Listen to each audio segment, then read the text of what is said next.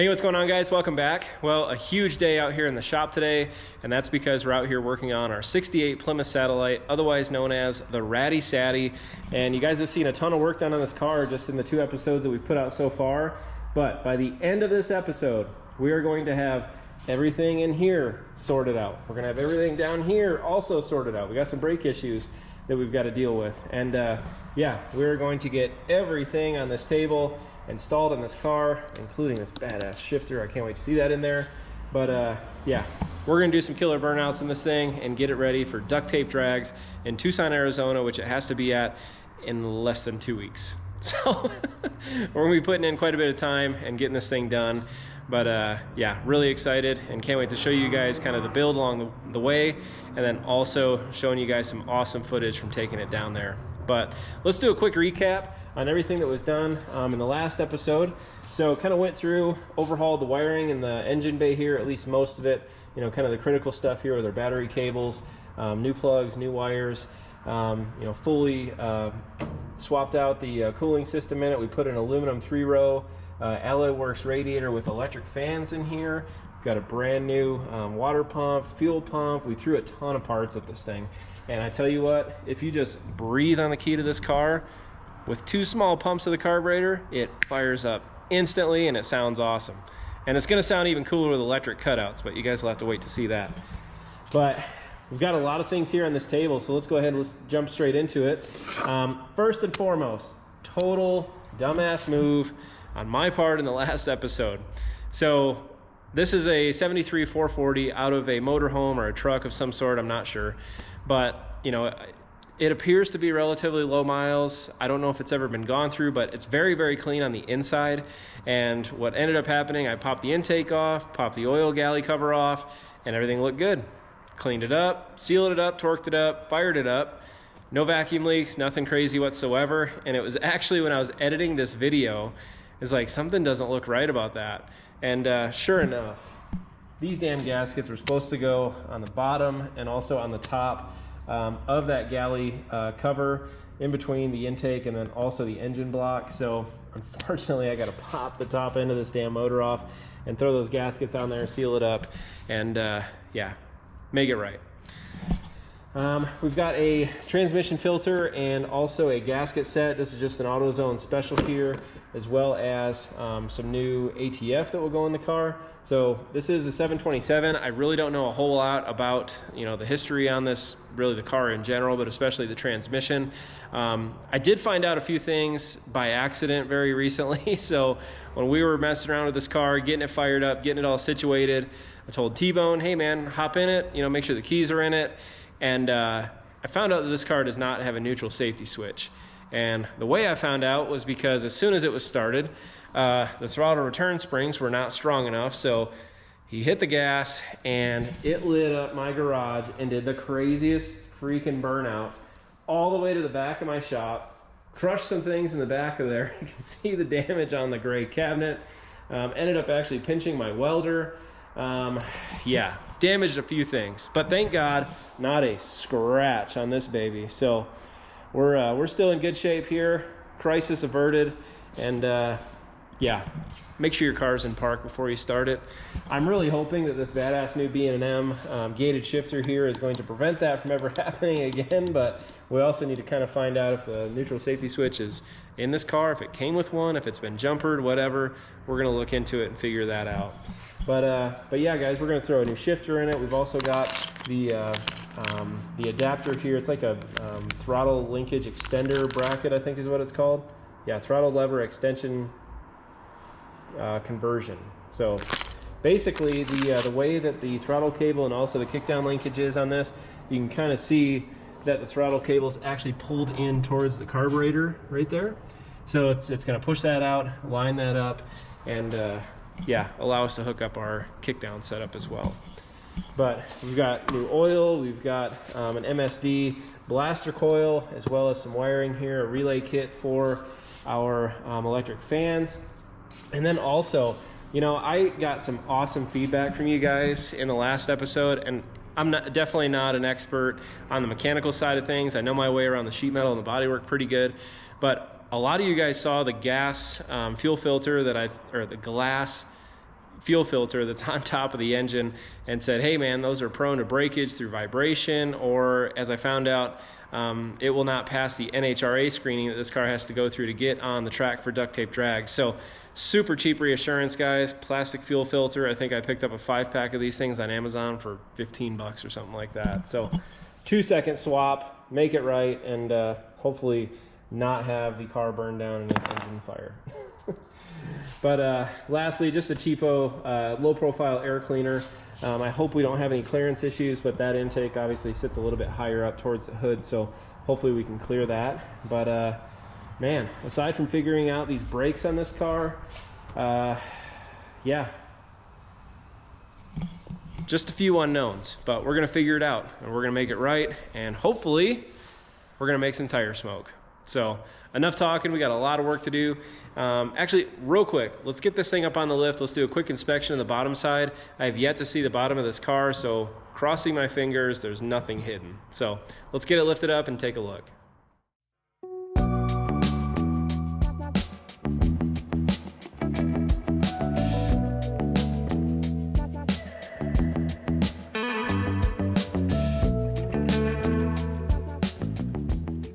Alrighty guys, so this is my first look at this thing, so let's go ahead and let's jump straight into it here. But good thing is, on the bottom side of the rockers does appear to be pretty damn solid here.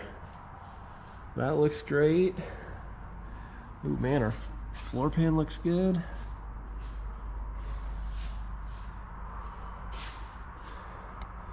Frame rails look awesome too.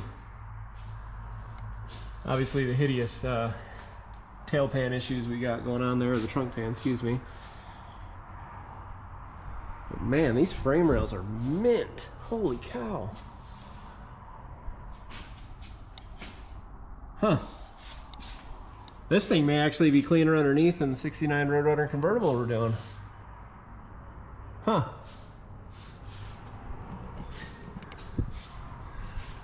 Well, looks pretty good. We do have a leak situation going on here, though. I'm guessing it's probably the power steering fluid. That's what it, yeah, that's what it does appear to be.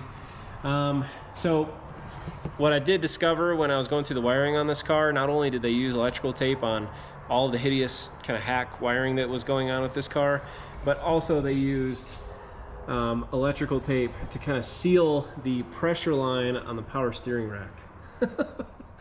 So I'm guessing that's where it came from. The whole thing is just cracked and nasty all the way around. So yeah, I bet you that's exactly what happened there. But man, I am really impressed with this thing. It does look really solid underneath here. So looking at this brake, it's definitely missing the outer drum piece there. And oh wow, that's cool. It's also missing 3 studs. So I'm guessing that whoever was building this, or maybe working on this thing in the past, probably did exactly what I did on my 68 Charger, and that is not realize that the left side of this entire car has left-hand threads on the wheels. And of course, I didn't even think about that, realize that, until I'd already broken off like 8 out of 10 of them. So yeah, this thing is loose. I bet these studs are just kind of sitting in there, but it does look like there's a custom castle nut that's on top of a lug stud, or a lug nut there. Yeah, we got to fix that. But something I am seeing on the inside of this thing is a whole bunch of brand new drum parts.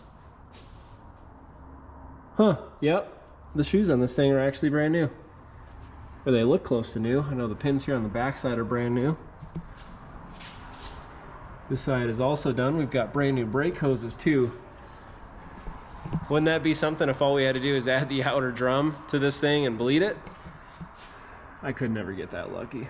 But we'll take these wheels off here in a bit and we'll kind of see what we're dealing with. It is kind of hard to piece together some of these parts, at least a lot of the consumables here, and get them to the house in a relatively short amount of time. So hopefully we're not missing too many parts, but we've got quite a bit of things on the shelf, as well as some cars out back that we may be able to pull some parts off of. But there's our beautiful fuel pump. You can see it from the bottom side here. Engine does look a little greasy, but we'll clean all that up. Transmission pan definitely seen some better days, but nothing super crazy. Just looks a little dirty and grody there. And I'm pretty sure that is, I'm probably wrong actually, but I think that's the neutral safety switch right there, which is not connected to anything. So we do have headers on this car. It looks like we've got 2.5 inch roughly exhaust on this thing all the way back, which actually does not appear to be that bad. The car is pretty quiet when it's running, but we've got some cherry bomb turbos back here. This thing is going to sound so much better with electric cutouts. But man, I'm in shock with how clean the bottom of this car is, and I'm really stinking happy. Really happy. It does not look like they hacked anything putting the 440 in this car. You know, no real floor pan modifications whatsoever. There's a little dent right here, but nothing super crazy. 8 3/4 in the rear. Gas tank does not appear to be leaking. There again is my badass burnout marks here in my garage. But she looks pretty good, guys. Oh, you look at that. Definitely got some rubber on the inside of here, but I bet you that's just my garage floor epoxy. So, alrighty, let's get some tools out. Let's get some things coming off this car here, and yeah, let's get her all cleaned up, resealed, and let's start emptying this table of parts.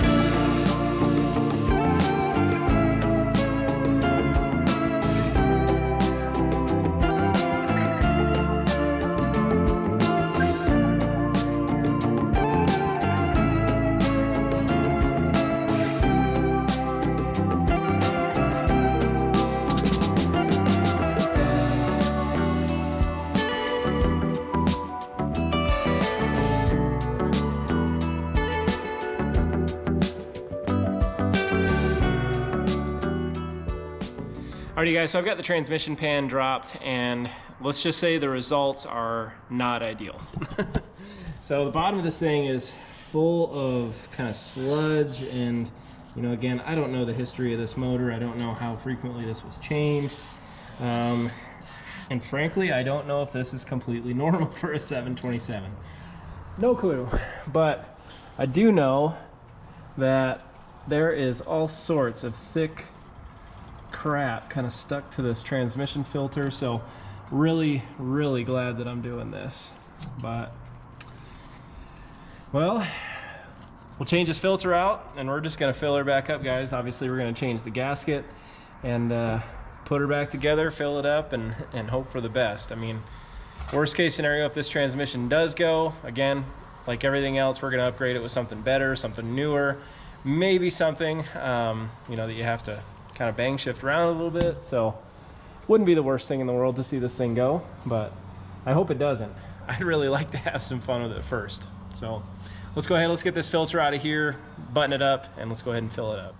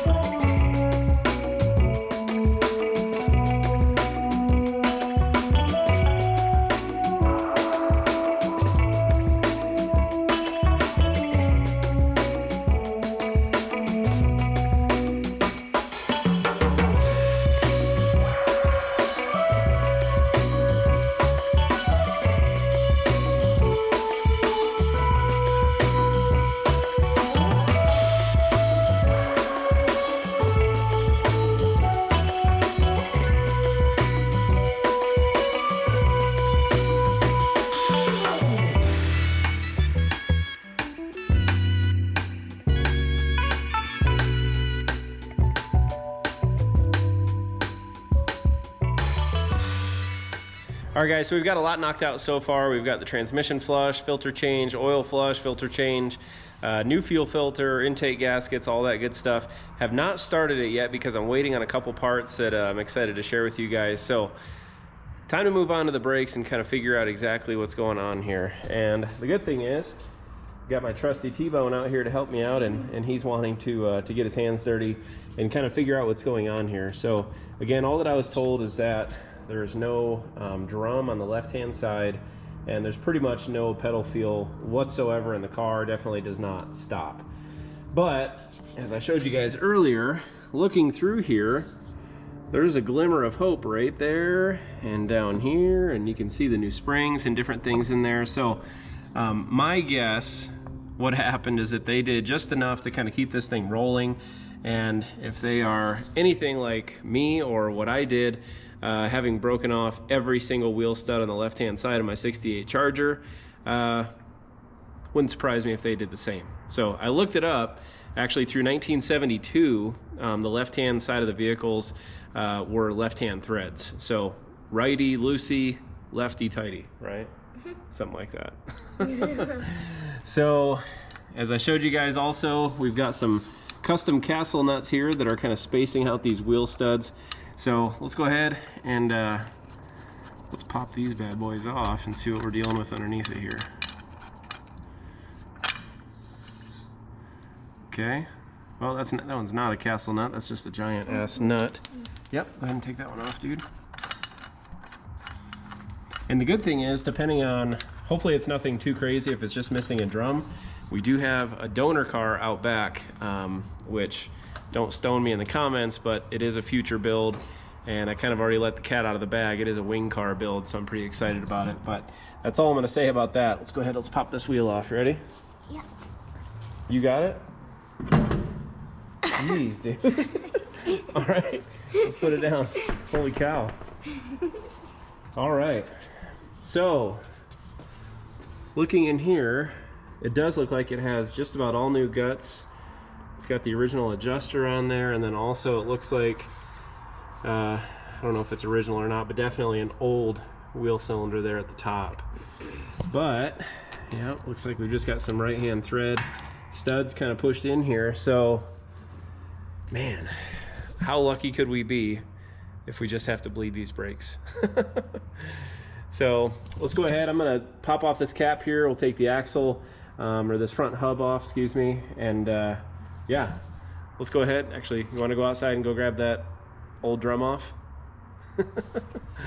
All right, I'm gonna wait here while he does that, and I'm gonna go ahead and get this this old hub off.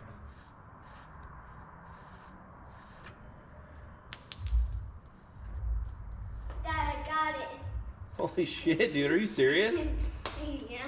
Is the car on jacks? No. What? It's not on a jack stand? All right, so one thing I did want to point out real quick. So the car that this was removed from is a 1970, and it does fit up. The hub fits right over the top, no problems whatsoever, which is really nice. And then also the left-hand studs, even though the nuts go over the top so you really can't see it, but they all are marked with an L on the very top of them to signify left-hand thread.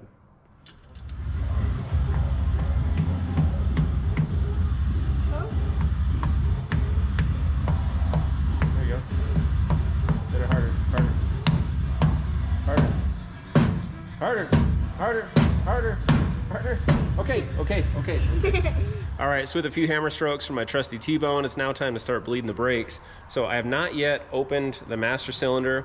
I did go underneath the car real quick, broke free all of the bleeder screws, and actually the fronts were completely bone dry. Didn't get a drip of fluid out of those. So I'm guessing that we're probably gonna see half the master cylinder completely empty. The backs had some really, really nasty fluid inside of them. So let's go ahead and we'll pop this guy open.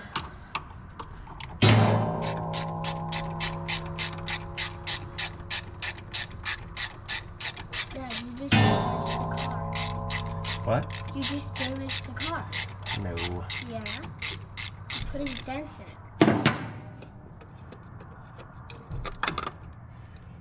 Oh. Completely Bone dry, the front and the back. So, man, I wonder if this was replaced at some point. The inside of it looks like it's damn near brand new.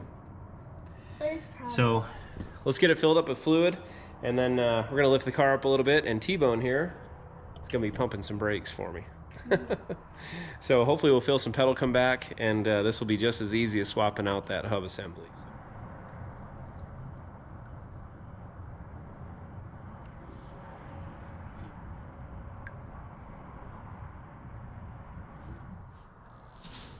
Okay, bud, you ready? Yeah. Start pumping. All the way up, all the way down. All the way up, all the way down. I'm putting 2 feet on it. I know it's gonna work out. Okay, stop.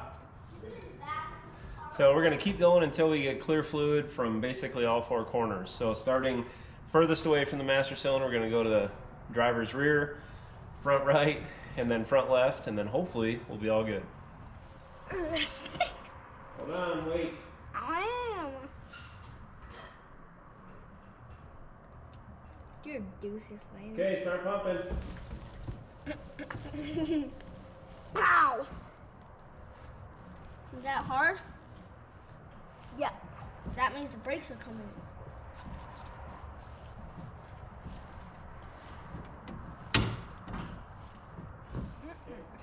Okay, start pumping.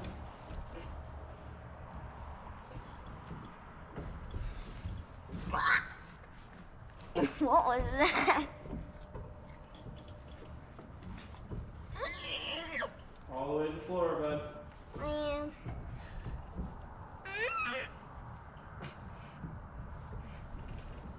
Oh. Hold it down. Okay, guys, ready? Yeah. Pump it up.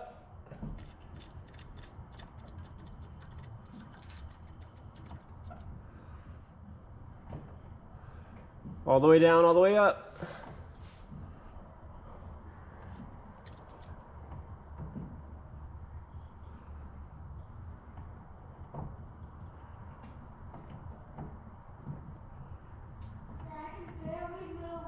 That's good. Keep it going.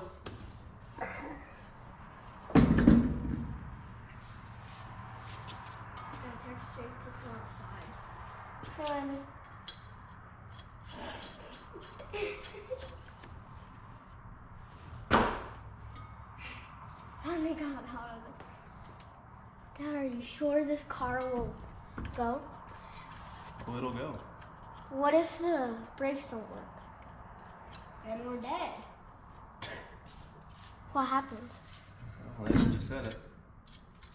Alrighty, guys, so after a super late night last night and also tonight, I've done a lot of work on the car, and to be totally honest with you, I didn't film a single bit of it, but there's a lot of little things, and I'm gonna show you guys everything that I did, and I promise you I'm gonna make it up to you in a minute with something super, super cool that I was not planning on doing, but we're going to do on this car before we take it for that test drive. So first and foremost, you guys probably noticed right away how much better this engine bay looks. Now I've gone ahead, I've cleaned up all the wiring. I picked up a year one 68 B body with the 383 or 440 engine in it, engine harness. So it honestly, it could not fit any better. I also went ahead, you can obviously see the ignition there mounted to the firewall. You know what I did learn is that there were pretty much 2 different harnesses in this car. That's why there was so much extra wiring everywhere. But you know, there's 2 starter relays in it. There were 2 ballast, you know, ignition ballast in this car. There was just a lot of extra crap that, you know, I'm pretty sure this car was originally a 318 car. Whatever was here from that, and then also whatever was stuffed in here, like the motorhome plate and all the ignition parts up there, all that stuff is gone. It's greatly simplified. Everything in this bay now is also in loom, so it's all covered up, all looks really good, and it's much, much more tidy. I went ahead and also hid the electric fan wiring down here. We routed everything up and underneath the bottom of the radiator. Again, also right there in the loom. So, you know, it's really, really tidy overall. There's not all the wires hanging out everywhere. You know, significantly reduces the chance of a fire in this thing, which would not be good whatsoever going down the racetrack. So yeah, a lot of that was cleaned up, and you can see the giant pile of wiring right there, which is going to go straight into the dumpster. A couple other little housekeeping things. I moved the ground wire from the intake over here to the block based on a suggestion from one of you guys. So if you see other things in the bay that don't look right or that I should also take care of, definitely let me know. You know, I won't claim to be an expert here on the 440 stuff. But, you know, one of the biggest, most nagging issues that I had, you know, and just all over the place, we've got power steering fluid. It's leaking out of the car every single time I lift it up. Anytime that I put anything underneath of it, it also gets drips of power steering fluid. So I went ahead, I also bought these hoses and swapped them out. Now, if you're guessing if that's duct tape, you would be correct. So this thing is the pressure line, obviously, here, and it's completely wrapped in duct tape, and it's just wet everywhere. It's leaking all over the place. You can see here, you know, stuff just gets brittle over time. I mean, it's 50-year-old rubber on this car. All the soft parts also, like the ball joints and things underneath of the car, are eventually going to need to be swapped out as well. But hopefully we'll put some QA1 goodies on it after this drag race. But yeah, little things like this do make a world of difference. The return hose was not in very bad a shape, but went ahead and swapped that out as well. Also digging around in some of my parts storage, you know, I have a lot of extra parts from other builds that I've had over the years. I was actually able to find a carb spacer, so the carb is lifted up just a touch. Hopefully now I can fit the air cleaner on it, because I was having an issue with the kickdown linkage fitting underneath of the air cleaner. But yeah, lifted that up a little bit. And also we got our choke wired in. We've got plastic fuel filter on there, which does not leak. So again, a huge item that you guys gave me a lot of feedback on in the last video. So went ahead and tidied that up as well. Alternator's working, it's charging the battery, and man, things are just getting sorted out, and this stuff takes so much time. But the good thing is I've had some, you know, helping hands around, and so while I was underneath the engine, in the engine bay of this car, T-Bone was really excited about putting in these dirty seat covers. So you guys probably remember this car did have the exact same kind of saddle seat covers. They were in black stripes on them. I found this kit on Amazon. I think it was like 30 bucks. I mean, it's just going to get us by for the race, but kind of cool, kind of goes with the look and the overall, just, you know, somewhat of the nostalgia with the car, but I think they're pretty cool. But we've got those on there, so we're not getting poked in the butt when we're driving down the racetrack. And then probably what I'm the most excited about is getting this B&M gated shifter installed in the car. So this thing is absolutely sweet. We've got good clearance all the way around it. Again, it's got these buttons on here eventually, you know, definitely not before the drag race, but we will be putting, I don't know if it's a trans brake, we're putting nitrous on this thing, but we're going to make it fun. We're going to make those fully functional. I'm working on getting some gauges in the car, but I'm still waiting on one of those to come in yet. But yeah, guys, just getting things sorted out and making it run really, really good. So I told you guys I had a surprise for you. So let me go ahead and get this unboxed and we'll check this thing out. All right, guys, so, you know, let's be honest here. It's a motorhome 440. It's not going to be the fastest car in the world, at least yet. We're going to be doing a lot of things to this car, and I plan on making it an absolute monster. So at least for duct tape drags, you know, if it ain't going to be fast, it at least needs to sound fast. So with the help of Summit Racing, I went ahead and picked up an electric cutout kit. I've always wanted cutouts on a car, and especially a fun car or fast car, or, you know, in this case, a big block car, because there's nothing like that sound. I just absolutely love it. And, you know, I thought about opting for the cheaper route. They sell these with basically just removable covers with like some wing nuts on them. You pop them off, but, you know, you have to get back under the car to put them back on. Kind of a pain. You know, I really wanted to hit, you know, that zoomy button and, you know, just have things open up. So that way, you know, we can let it breathe a little bit better and let her eat when she's time to race. And then for the rest of the time, you know, be somewhat conservative and not have it open all the time. But with a flip of a switch, I can change it, change the sound of the car, and just make the whole experience a whole lot more fun for me, for everybody else. And I don't think my neighbors are going to be the biggest fans of it, but I'll do my best. So looking underneath the car here, you know, the welds that are on the exhaust actually aren't the worst that I've ever seen. It's pretty clean. But, you know, we are going to go ahead and clip out a section of each of the pipes here. Went ahead, made sure they're symmetrical. But all you got to do here, guys, is cut that out. They're slip fit over each side. They come with clamps. You can weld it in if you want. I don't plan on doing that. I plan on just slapping it up in there, clamping it in, and calling her good. And but yeah, should be pretty easy to fit. So enough talking. Let's go ahead. Let's grab the grinding wheel, open these things up, and get these things fit into place.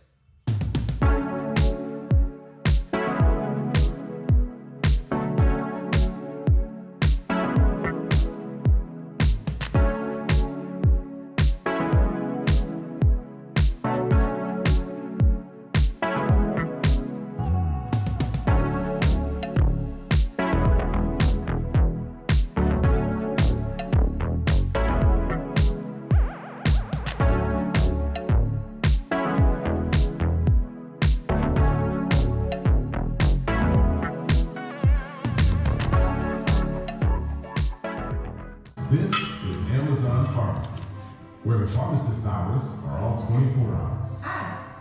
Where you know what you'll pay before you pay. And Prime members save up to 80%. Look at it did to my cord. Just shit. check out button.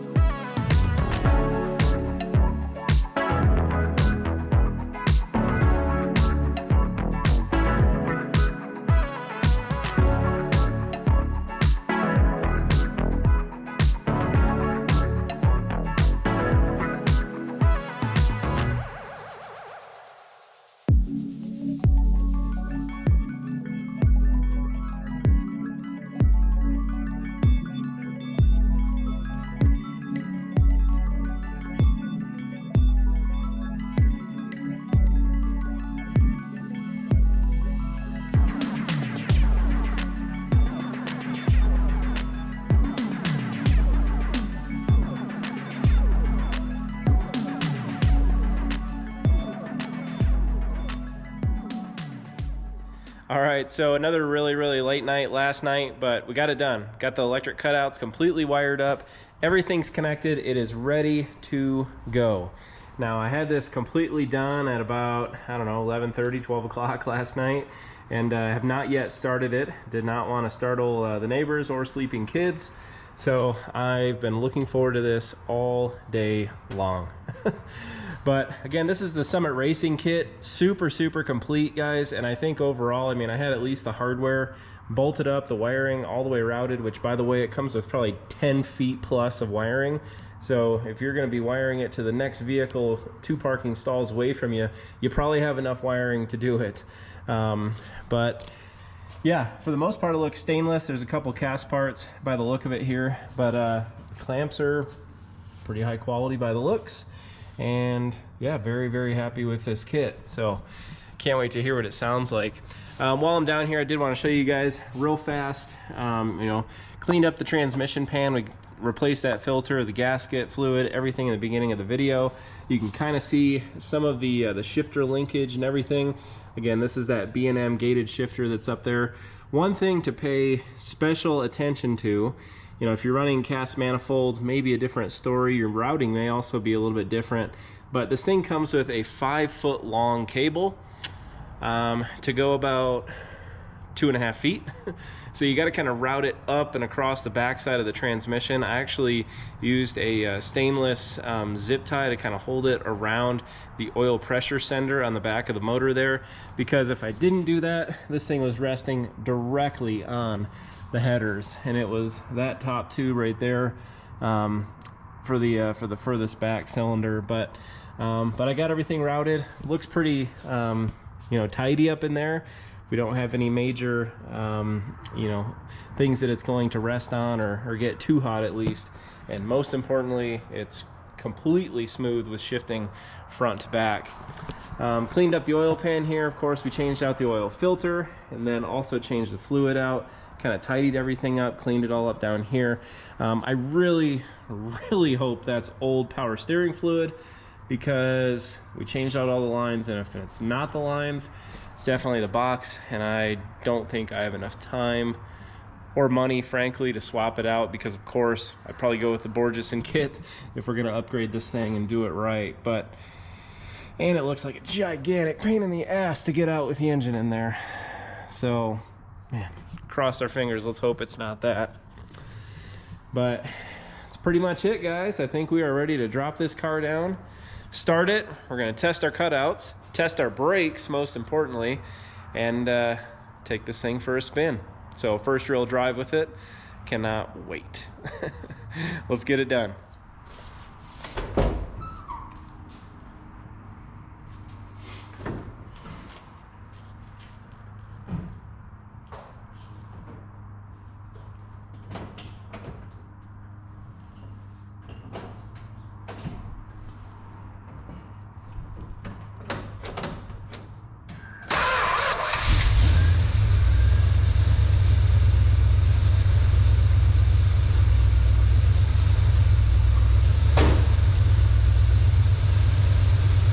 Well, she fired right up. The cutouts right now are closed. It's routing through the normal mufflers in the back. Let this thing warm up for a quick second.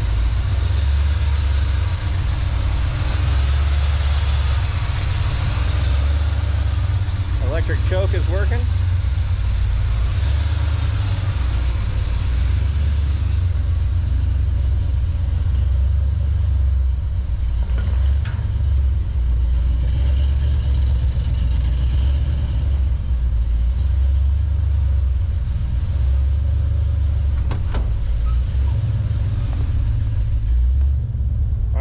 I hid my switch down here, so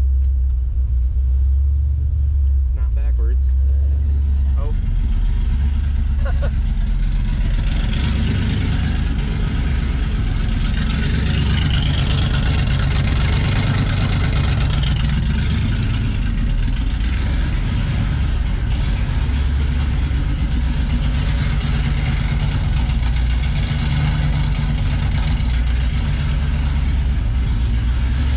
Pretty damn loud.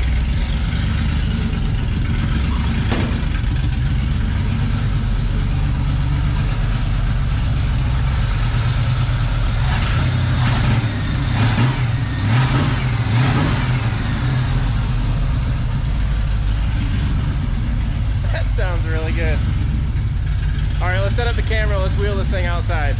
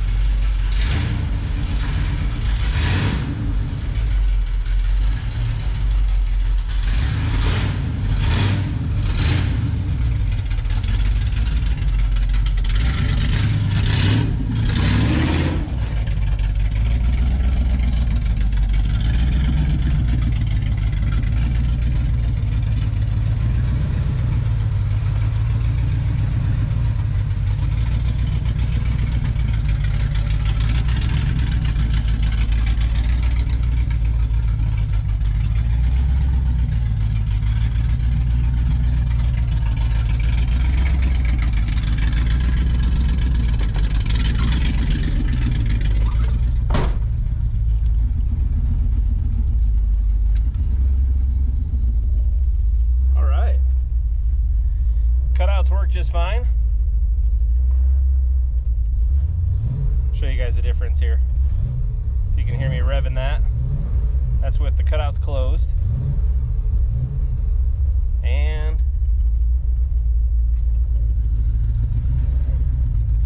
I smile every time I do it.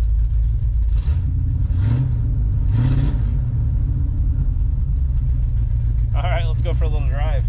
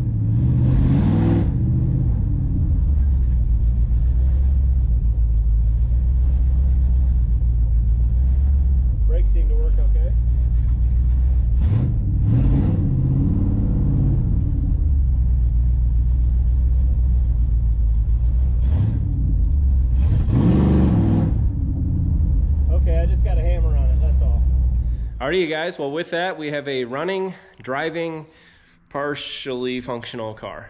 We've still got a lot of things that we need to sort out and tune on this thing here in the next episode, probably just before we get this thing onto the trailer and head to Tucson for duct tape drags. But, you know, overall, mechanically, she's pretty sweet. It runs good. You know, I was kind of being a little wuss there with the gas pedal. Found out that really when you mash it down, this thing definitely pulls and it opens up really, really nice. This is just in my neighborhood. I haven't been able to take it out and really stretch it out too much. But yeah, once I get this cooling issue sorted that I'll get to here in just a second, we can definitely do that. But we've got some carb tuning to do here yet. There's a little bit of a stumble when I go to rev it at lower RPMs, but that does appear to actually kind of clear up as the thing heats up. So maybe it'll just go away, but I'm guessing we need to do some vacuum tuning with that. But yeah, once I got it back into the shop here, unfortunately it started pissing out antifreeze out of my overflow bottle here. So, you know, what I'm really thinking here is that this electric fan setup's just not going to work for me.